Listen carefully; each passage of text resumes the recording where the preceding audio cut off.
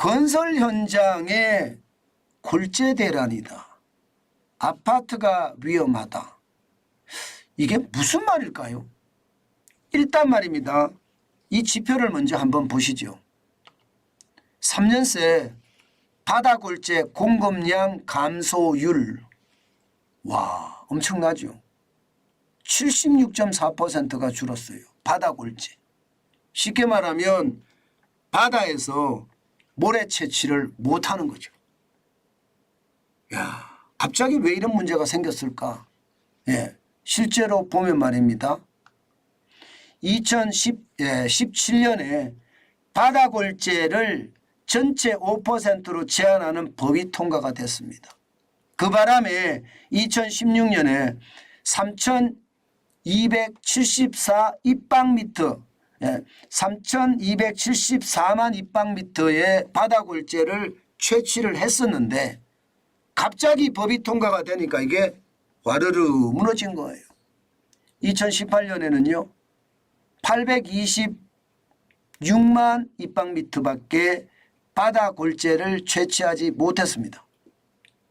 2020년도 674만 입방미터고요. 2022년 작년도 745만 입방미터입니다. 그러다 보니까 3년 새에 바다 골재 채취가 적어도 말입니다. 2,502만 입방미터가 줄어들어서 76.4%나 줄어드는 겁니다. 엄청나죠? 엄청나게 많이 줄어들었죠. 이렇게 되면 여러분 골재는 써야 될 거 아니에요. 골재는. 그럼 골재를 쓰려고 그러면 어떻게 써야 될까요? 이제 골재는 바다 골재 이게 법이 통과돼서 어민들의 민원이 많아서 더 이상 채취 못한다. 이렇게 되면 결국 뭐 강에 대한 준설을 해야 된다든가 아니면 산림에 들어가서 산을 깨가면서 바위를 깨서 골재를 채취한다든가 이래야 되는데 이것도 마찬가지로 쉽지 않아요. 쉽지 않아요. 비용이 많이 들어갈 수밖에 없고요. 그러면 바다 골재 다시 말해서 천연 골재를 빼고 그러면 기타 골재를 많이 사용할 수 있다는 이야기인가요? 맞습니다.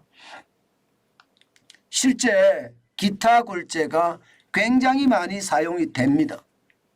이 기타 골재가 근데 문제예요. 기타 골재를 잘 보면 말입니다. 선별 파쇄 골재도 있고요. 순환 골재도 있습니다. 순환 골재. 다시 말해서 집을 뜯고 나면 거기서 나오는 벽돌들 적벽들도 있고 다 많을 거 아니에요. 이런 것도 쓴다는 거예요. 파쇄를 해서 슬래그 골재 이런 것까지 다 포함이 된다는 뜻입니다. 그러면요. 천연 골재는 줄어들고 기타 골재는 늘어날 수밖에 없겠죠. 실제입니다. 실제 천연 골재는 줄어들고요. 기타 골재가 2020년 기준으로 1억 1183만 입방미터입니다. 그것이 말입니다. 2022년에는 1억 3752만 입방미터입니다. 전체 규모도 말입니다.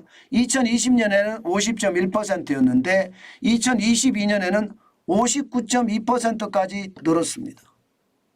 자, 여러분 여기서 문제가 되는 것은요. 천연 골재는요. 일반적으로 쓸 때 아파트 공사를 하거나 주요 건물을 공사할 때 천연 골재 중심으로 씁니다. 도로 포장을 하거나 뭔가 위험해서 조금 떨어지는 쪽은요. 기타 골재를 주로 씁니다. 그런데 요즘은요. 골재가 부족하다 보니까 이게 천연 골재, 기타 골재 가리기가 쉽지 않습니다. 천연 골재가 아니라 기타 골재라도 있으면 좋다. 지금 건설 현장에서는 그렇게 이야기할 정도예요. 그러면 여러분 이 기타 골재가 아파트에 써지면 어떻게 될까요? 저는 어떻게 생각하면 충격이 올 수도 있다고 생각해요. 왜냐하면 말입니다. 예를 들어 순환골재라고 하자고요. 집을 뜯고 나면 벽돌도 나오고요. 세면 벽돌도 있고 적벽돌도 있을 겁니다. 이거 깨잖아요. 깨갖고 파쇄시켜서 순환골재로 쓴다는 이야기거든요. 이 순환골재가 집을 짓는 데 들어가면 그 강도가 괜찮을까요? 아무래도 강도가 천연골재보다는 많이 떨어지지 않을까요? 아무래도 불순물이 많이 들어가서 불량품을 사용할 수 있는 그런 위험이 많지는 않을까요? 저는 그런 생각도 해봅니다. 결국 말입니다. 이 순환골재 사용량이 점점 늘어나게 되면 거기에 대한 어떤 파장도 저는 커질 수밖에 없다고 생각해요. 문제는 여러분, 이게 가격까지도 올라가거든요. 가격까지도 올라갈 수밖에 없는 게 골재 자체가 부족하잖아요. 바다에서 채취하기도 어렵고 강을 준설하기도 어렵고 그러면 골재 자체가 부족하거든요. 안 그래도 말입니다, 여러분. 지금 아파트를 짓는데 가격이 굉장히 많이 올라간다고 해요. 인건비도 올라가고 철근값도 올라가고 이게 스티로폼 값도 올라가고 이러다 보니까 말입니다. 내외장재까지 다 올라가는 형국이거든요. 여기에다가 골재가까지 올라가면 어떻게 될까요? 결국은 말입니다. 아파트가 위험한 게 나쁜 불량 골재가 사용될까 봐도 위험하고요. 또 골재 가격이 올라가니까 아파트의 분양가가 올라갈까 봐도 위험하다. 참 이런 것을 생각하면요. 시장에서는요. 충격적인 일도 또 벌어지겠구나 이런 생각을 하게 됩니다. 그만큼 말입니다. 골재 대란은 자칫 잘못하면요. 아파트의 준공 어떤 건강에 대한 문제, 아파트의 건설에 대한 강도의 문제와 아파트 가격에 대한 문제까지도 동시에 가져오는 그런 사태가 되지 않을까 이런 생각을 해봅니다. 물론 정부가 잘할 거라고 믿어요. 잘할 거라고 믿지만 이게 골재 자체가 부족하기 때문에 그에 대한 충격파, 가격 폭등으로 이어지지는 않았으면 좋겠습니다. 그런 일까지 만약에 벌어진다면요. 아마도 말입니다. 시장의 위협은 그만큼 더 커질 거다. 저는 그렇게도 생각합니다. 실제 여러분 천연골재하고요. 이게 가격을 보면 장난 아닙니다. 그만큼 달라질 수도 있다는 이야기죠. 이게 가격이 말입니다. 여러분 생각했던 것보다가 활동하게 많이 올라가요. 보시는 것처럼 말입니다. 바다골재 같은 경우는요. 입방미터당 13,000원 했거든요. 지금은요 88.5%가 올라서 24,500원을 합니다. 산림골재도 말입니다.